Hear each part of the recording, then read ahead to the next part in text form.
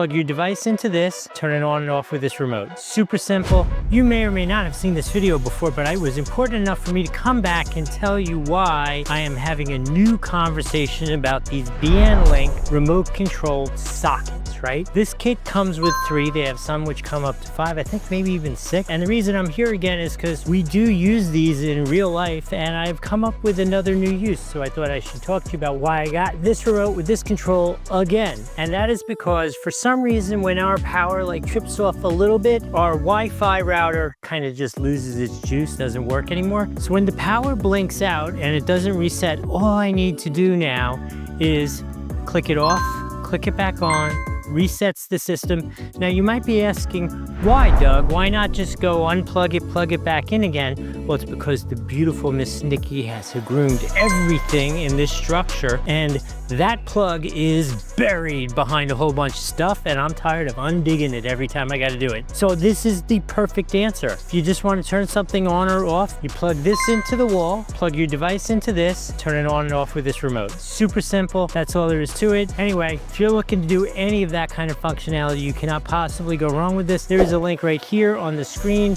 or worst case, if that's not working, it's down in the description. If you use that, helps out the channel a little bit. It lets us get more stuff to talk to you about. So I'm gonna say thank you in advance. It doesn't cost you anything extra, and it lets us get more fun stuff to talk to you about. So I'm gonna say thank you in advance. Remember to like, subscribe, and if you have any questions about it, I'm on my 3rd set here. Throw them in the comments. Let's talk about it. Hope this was helpful. We'll see you in the next video.